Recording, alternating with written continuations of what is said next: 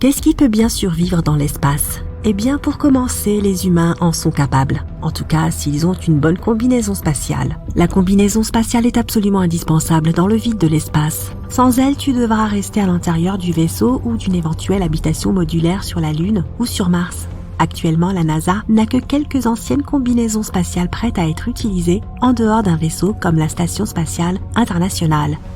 La mission Artemis de la NASA sur la Lune prévoit la conception de nouvelles combinaisons pour les hommes et les femmes. Elle dispose d'un budget d'1,4 milliard de dollars pour celle-ci. Ces nouvelles combinaisons sont beaucoup moins encombrantes que les anciennes et beaucoup plus tendances. Mais quelles créatures autres que les humains peuvent vivre dans l'espace ?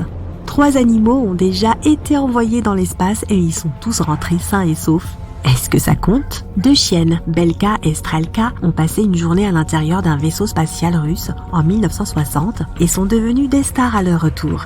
Les États-Unis ont lancé un chimpanzé comme Ham pour un voyage de 16 minutes dans l'espace, sachant que l'espace commence à 100 km au-dessus du niveau de la mer et il ne faut que quelques minutes à une fusée pour y arriver. Ham, qui portait une combinaison spatiale, s'est admirablement acquitté de toutes ses tâches en appuyant sur des boutons et il est honoré dans l'International Space Hall of Fame d'Alamogordo au Nouveau-Mexique. Mais de façon plus concrète, les tardigrades peuvent vraiment survivre dans l'espace. Les tardigrades, ou oursons d'eau comme on les appelle souvent, sont bruns et ressemblent à de minuscules grizzlies. Ils sont parmi les animaux à pattes les plus petits et ils en ont 8. La plupart des espèces de tardigrades n'ont pas d'yeux, mais certaines en ont. Il est possible de voir les oursons d'eau avec une bonne loupe car leur taille moyenne est d'environ 1/2 millimètre. Asperge un peu d'eau sur de la mousse et ils sortiront. Ils peuvent marcher à environ 1 longueur de corde par seconde et courir à environ 2 longueurs de corde par seconde. Les œufs de tardigrades sont plus faciles à repérer car ils sont d'un blanc éclatant. L'Agence spatiale européenne a emmené des oursons d'eau dans la Station spatiale internationale et les a laissés dehors pendant 10 jours. Et ils ont survécu. Sans air, sans eau, dans un vide quasi total avec des radiations solaires nocives ainsi qu'un froid et une chaleur extrême. Dans des conditions pareilles, les tardigrades peuvent compter sur leur exosquelette pour les protéger. Lors de tests en laboratoire, cet exosquelette a pu résister à une pression immense de plus de 6000 bars. C'est une sacrée combinaison spatiale. Les oursons d'eau ont même été congelés pendant 30 ans. Et lorsqu'ils ont été réchauffés, ils se sont ranimés et étaient toujours capables de se reproduire. Alors que nous recherchons la vie dans l'espace et que nous explorons Mars, ces formes de vie extrêmes deviennent essentielles à comprendre. Si les tardigrades peuvent survivre littéralement à toutes les conditions environnementales, pouvons-nous conclure que la vie peut se trouver partout dans l'espace ? Les extrémophiles sont des formes de vie qui vivent dans des conditions extrêmes comme celles que pourraient avoir d'autres planètes. La grotte de Moville, en Roumanie, est l'un de ces endroits qui pourraient tout aussi bien se trouver sur une autre planète. Toute la vie sur Terre, à la surface de la Terre du moins, est à base de carbone. Cela signifie que les atomes de carbone agissent un peu comme des blocs de Lego universels auxquels les atomes d'hydrogène, d'oxygène et d'azote se connectent pour former les molécules dont sont constituées les cellules des organismes vivants, mais pas dans la grotte de Moville. Elle a été fermée hermétiquement il y a au moins 2,5 millions d'années. L'eau qui perle à travers la roche calcaire a formé un lac dans la grotte, un mélange de sulfure d'hydrogène, toxique et corrosif, et d'ammoniac. Qu'est-ce qui pourrait bien vivre dans une soupe aussi toxique ? Réponse : des formes de vie à base de soufre. Un système écologique entier sans lumière ni photosynthèse existe à l'intérieur de la grotte Moville. La chaîne alimentaire est basée sur la chimiosynthèse, des micro-organismes qui mangent des produits chimiques à base de soufre. 33 espèces de créatures à base de soufre ont été découvertes vivant dans l'environnement hostile de la grotte Moville. Crevettes, scorpions, mille-pattes, escargots, etc. La grotte Moville est un monde extraterrestre profondément enfoui dans le sol, rempli de formes de vie à base de soufre. Si de telles créatures existent sur Terre, que pouvons-nous espérer trouver dans l'espace ? Des bactéries. Les bactéries forment la base de la chaîne alimentaire et il a été prouvé que les bactéries pouvaient vivre dans l'espace de même que les champignons. Dans les années 1980, les cosmonautes de la station spatiale Mir se sont plaints que quelque chose poussait à l'extérieur des fenêtres de la station et bloquait leur vue sur la Terre. Après inspection, il s'est avéré que c'était des bactéries et des champignons. Les fenêtres faites de quartz étaient endommagées et affaiblies par ce qui poussait à la surface. On a également découvert que des champignons mangeaient le cuivre de certains câbles et que de la moisissure se développait à certains endroits de l'extérieur de Mir. La station spatiale était littéralement attaquée par des micro-organismes. Les scientifiques ont pris cela très au sérieux et ont commencé à enquêter. Il semble que dans un environnement stérile, comme l'espace, les bactéries sortent de leur cachette lorsqu'il n'y a pas d'autres micro-organismes. Le rayonnement cosmique pourrait même les aider à muter et à s'adapter à l'environnement spatial. Les bactéries semblent se développer encore plus vite dans l'espace que sur Terre. Des années plus tard, les États-Unis ont décidé de mener une expérience sur les bactéries dans la Station spatiale internationale. Ils ont enduit des roches de diverses bactéries et les ont placées à l'extérieur de la station spatiale. Certaines bactéries n'ont pas survécu aux conditions difficiles de l'espace, mais beaucoup y sont parvenus. Une souche appelée OU20 a même survécu pendant plus d'1 an et demi à l'extérieur de l'ISS. Le Japon a également fait une expérience bactérienne sur la Station spatiale internationale. À l'extérieur du module japonais Kibo, le bras robotique de Kibo a placé 3 panneaux avec la bactérie Deinococcus radiodurans ou D. radiodurans. Pour faire court, elle a survécu dans l'espace extérieur pendant 3 ans. Le scientifique principal de l'expérience japonaise a calculé que la bactérie pouvait vivre jusqu'à 8 ans dans l'espace. C'est assez long pour faire 4 voyages aller-retour vers Mars. Cela soulève quelques questions intéressantes. La vie aurait-elle pu arriver sur Terre depuis Mars, dans une roche spatiale ? Et plus précisément, une bactérie infectieuse aurait-elle pu arriver sur Terre dans une roche spatiale ? Soudain, ce qui n'avait été envisagé que dans les livres et les films de science-fiction faisait désormais l'objet d'un examen scientifique poussé. Et puis, il y a eu le météore de Mars. L'Antarctique est le meilleur endroit pour trouver des météores, car le continent est recouvert de glace. La glace de la région d'Alan Hills, en Antarctique, est maintenue par la configuration de la montagne environnante. La glace ici est sublimée, ce qui signifie qu'elle s'évapore sans jamais devenir liquide, mais en se transformant directement en vapeur. En se sublimant, la glace de la région d'Alan Hills expose tous les météores qui l'ont frappé pendant plusieurs centaines, voire plusieurs milliers d'années. Les chasseurs de météores se déplacent en motoneige et les ramassent avec des pinces sans jamais les toucher pour éviter de les contaminer avec des bactéries humaines. Ils mettent les météores dans des sachets, les numérotent et enregistrent l'emplacement et tout autre fait pertinent concernant le météore. C'est ainsi qu'a été trouvé le météore ALH 84001, aussi appelé le météore de Mars. Comme la Terre est frappée par environ 17 météores par jour, sur des milliers d'années, les chiffres s'additionnent. Presque chaque endroit du monde a été frappé par un météore à un moment ou à un autre. À 11 ans d'intervalle, 2 maisons de la même rue, à Wethersfield, dans le Connecticut, ont vu leur toit perforé par des météores d'1 demi-kilo. Mais seuls quelques rares météores proviennent de Mars. À ce jour, 126 météores ont été identifiés comme provenant de la planète rouge. ALH 84001 venait de Mars. Les scientifiques le savent car les États-Unis ont fait atterrir une sonde sur Mars et y ont échantillonné des roches et la composition de l'atmosphère. ALH 84001 contenait les mêmes gaz que l'atmosphère de Mars et une composition chimique similaire à celle des roches. Mais le météore contenait aussi quelque chose d'autre, une forme de vie fossilisée. Il y a eu beaucoup de débats pour savoir si le minuscule objet à l'intérieur d'ALH 84001 était ou non une forme de vie bactérienne fossilisée, ou plutôt un dépôt chimique. Mais les études menées à bord de la Station spatiale internationale confirment que les bactéries peuvent vivre pendant une longue durée dans l'espace. Il est donc tout à fait possible que certaines bactéries fassent le voyage vers la Terre depuis Mars dans un météore. Le rover américain d'exploration martienne, Perseverance, a récemment trouvé des molécules organiques à l'intérieur des roches de Mars. Ces molécules organiques sont composées de carbone et d'hydrogène. Avant 2030, date à laquelle les échantillons seront rapportés sur Terre, on ne saura pas si ces molécules organiques ont été produites par des organismes vivants ou simplement par des réactions chimiques. La recherche de la vie sur Mars est en cours. Mais Mars n'est pas le seul endroit du système solaire qui pourrait abriter la vie.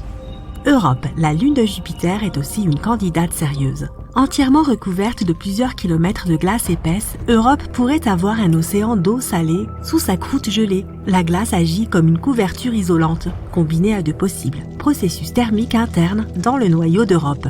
Cela signifie que l'eau de l'océan d'Europe pourrait être chaude. La mission Europa Clipper Express prévoit de confirmer les conditions de vie sur Europe. Chargée de 9 équipements d'observation, Europa Clipper tentera d'analyser à peu près tout ce qui peut se passer en orbitant au-dessus d'Europe, y compris la composition chimique de la mystérieuse matière rougeâtre qui a été éjectée de l'océan inférieur sur la glace de surface. Que pourrait être ce matériau rougeâtre ? Pourrait-il s'agir d'un mélange chimique spécifique ou de krill, de crevettes, de poissons, de formes de vie semblables à la grotte de Mauville ? On retient tous notre souffle. Tu attends ton pain à l'ail qui cuit au four. En regardant les étoiles par la fenêtre de ta cuisine, tu te demandes « Pourrais-tu envoyer du pain à l'ail dans l'espace ?» Et plus important encore, pourrais-tu encore le manger s'il revenait? Des questions cruciales. Habituellement, quand il s'agit de pain à l'ail, il n'y a qu'une chose dont les gens se soucient. Faut-il ou non mettre du fromage dessus? Miam! Ce goût d'ail appétissant combiné au pain croustillant et chaud. Bon, concentrons-nous. Comment allons-nous envoyer ce pain dans l'espace? Étant donné que la première navette spatiale de la NASA a coûté environ 49 milliards de dollars, ils ne nous permettront sans doute pas d'emprunter un vaisseau spatial pour la journée. Ils doivent avoir des choses plus importantes à faire. Oui, c'est difficile à croire que certaines personnes ne prennent pas le pain à l'ail aussi sérieusement que le reste d'entre nous.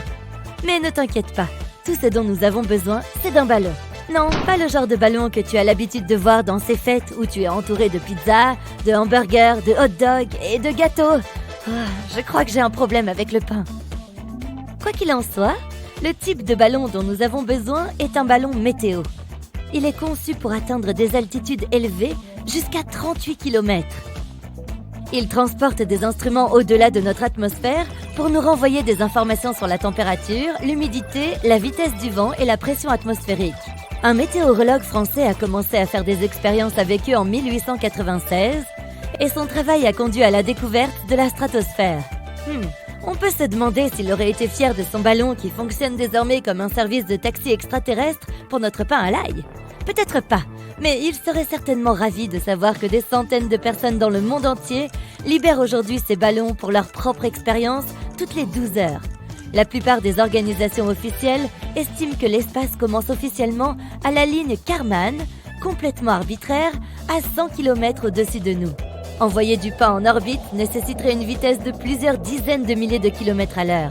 Sans notre fusée de la NASA, qui voyage généralement à une vitesse de 27 000 km/h, nous ne pourrons pas conduire le pain aussi haut ou voyager à cette vitesse. Mais notre ballon nous fera quand même faire un tiers du chemin vers l'espace en nous amenant dans la zone connue sous le nom de bord de l'espace. Étant donné que l'atmosphère là-haut est si mince, environ 1% de la pression au niveau du sol, ce n'est vraiment pas un si mauvais substitut de l'espace réel pour ce test. Je n'ai jamais été à l'aise avec le fait d'être à plus de 100 km de mon dîner de toute façon.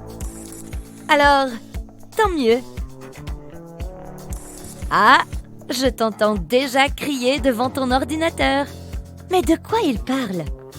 J'ai déjà vu des vidéos de pizza envoyées dans l'espace réel en utilisant une méthode similaire. Pourquoi on devrait se contenter du bord de l'espace?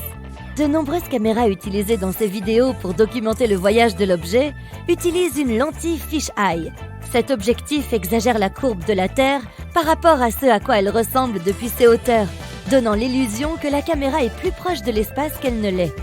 Bon, ce point est réglé, contrairement à la question de savoir ce qui est meilleur entre la pizza et le pain à l'ail.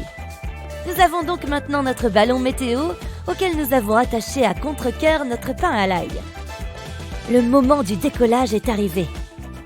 Nous lançons le pain à l'ail dans le ciel et essuyons les larmes sur nos joues en le regardant disparaître au-delà des nuages.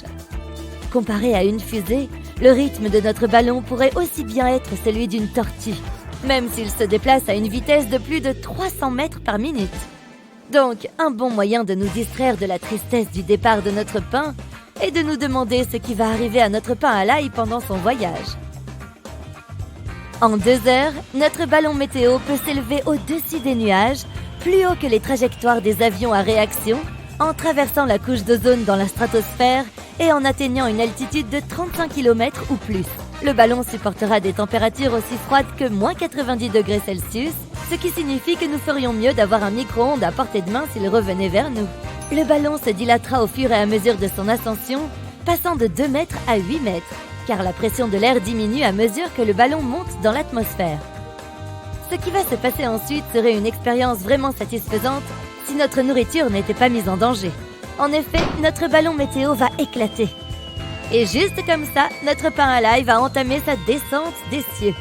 Les conditions de vent détermineront à quelle distance du site de lancement le pain atterrira. Mais on peut s'attendre à ce qu'il n'atterrisse pas à plus de 120 km. Comme c'est le cas pour les expériences avec les ballons météorologiques, un parachute est attaché à la cargaison, ce qui permettra d'assurer le retour du pain en toute sécurité et les retrouvailles avec son meilleur ami, mon estomac. Même si c'est lui qui fait actuellement des bruits d'animaux à cause de la faim, ce sont de vrais animaux qui représentent maintenant une menace en tant que prédateurs potentiels pour nous arracher notre dîner. Les ingénieurs ont conçu des emballages pour des exercices comme celui-ci, équipés d'un GPS et d'un servomoteur. Cet emballage se fermera à environ 1000 mètres au-dessus du sol. Il protégera le pain à l'ail des points d'atterrissage indésirables et des diverses mâchoires du règne animal, ce qui augmentera considérablement la probabilité de pouvoir le manger si nous parvenons à le relocaliser. En réalité, les ballons météorologiques utilisés par des expériences comme celle-ci font plus de dégâts à la faune et à la nature que l'inverse. Les animaux marins comme les tortues confondent souvent les restes des ballons météo dans l'eau avec des méduses et les mangent en pensant qu'ils viennent de gagner un repas facile. Cela est dommageable pour ces animaux, car les composants de ces ballons météo contiennent du caoutchouc et de l'acide de batterie. Des arguments ont été avancés pour dire que les essais de ballons météorologiques sont en fin de compte une forme d'abandon de déchets. Si cette vidéo t'inspire à essayer d'envoyer de la nourriture dans l'espace à l'aide de ballons, garde ceci à l'esprit. La chasse est donc ouverte, pas pour les animaux sauvages, mais pour nous-mêmes. Mais quel est ce dicton ? Échouer à se préparer, c'est se préparer à échouer.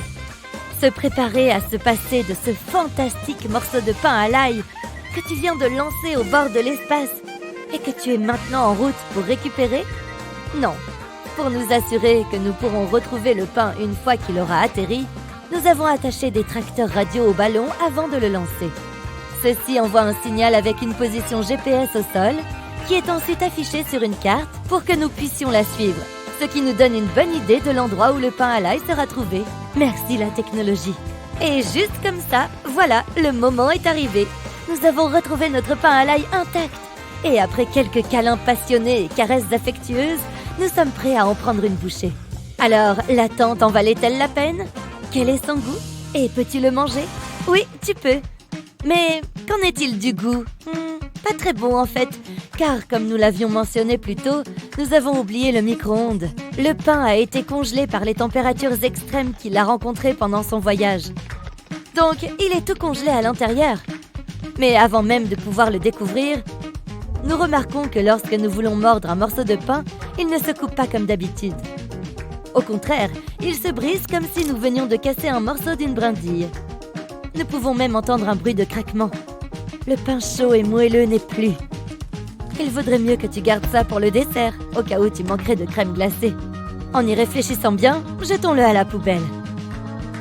Quoi qu'il en soit, c'était plutôt sympa de pouvoir envoyer ce pain à l'ail au bord de l'espace et de pouvoir quand même finir par le manger, non ?